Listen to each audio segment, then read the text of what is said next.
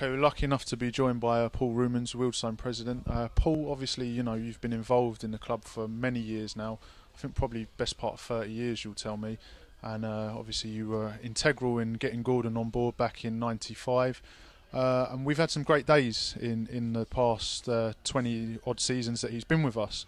How big a day does today rank in comparison to some of the days he has delivered for us? Okay, well, we're not here to win a title today, so I think it's difficult to make a decision on 42 game season. But as one-off games go, this is really right up there. I've just come out of our clubhouse having had Football Focus here. We've had Football Focus here. There are very, very few out of the thousands of non-league football clubs that are in this country will ever have Football Focus to present the show before the big day of the game against Colchester. So it's massive. It is absolutely huge. And of course we all know not just the financial side of it. Win today, we're in the hat for the second round, and then you are 90 minutes away from that dream. And the whole thing about non-league is dreaming about that opportunity in the FA Cup. So you're Wealdstone fans, you get that too. Yeah, absolutely. I mean, I've spoken to Gordon this morning. I've also spoken to Leo, and both of them have said that they're not excited by this game especially, and it's just another game. But from a fan's point of view and from your own point of view, it's more than just another game, isn't it? It's much more than just another game. I mean, I'm like a big kid. I was counting down the days, how many more sleeps to go. No, I mean, as a fan, which I am, and we've got over 2,000 of them in here today, it's just a fantastic opportunity. It's a fantastic day.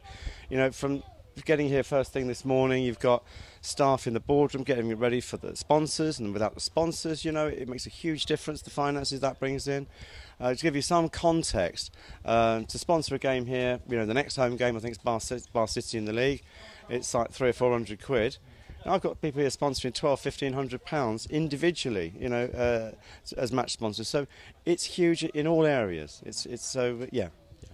Paul, this morning I've spoken to a lot of people around the club, from Bob, who was cutting rolls in the T-bar, to our man in the megastore, Adam, Alan Palmer, obviously Gordon and Leo, Jez, Albert, all Howard as well, Chairman Howard. All of them have said the same thing. They've all sung your praises, and your work has obviously been tireless for Wealdstone, not just this week but over the past 20 or 30 years. But to sum it up this week, I mean, how stressful has it been for you personally? How busy have you been? I've been very, very busy, but ironically, from a stress level, I would say nowhere near as much as I thought it might be. I think that's largely due to the fact that I and Howard are surrounded by so many good people. I haven't said an awful lot lately to Paul Fruin, our club secretary, because if anyone's got huge stress levels, it must be him. He's been under a lot of pressure. The game's in the balance at the moment with the weather. But yeah, not too bad, mate, actually. Almost therapeutic. I was down here on Thursday. We had the FA Cup with William Hill. We got the players signing balls for the sponsors. And in the end, I took a couple of hours out just to clean up all our lovely memorabilia on the walls, because I knew the BBC cameras were coming down here. And I think that's the kind of work that really earmarks you out as someone who does work tirelessly. And you think of the great detail, and it's been great, the elevated coverage that we've had this week. How excited are you now to just get on with the game, enjoy it, get behind the team, and really create a good atmosphere that can trouble Colchester, because they won't be used to it, will they? No, they won't. I mean, I'll tell you this. You can call me the singing president, because everyone knows I'll be here behind the goal. You won't see me sitting in the stand.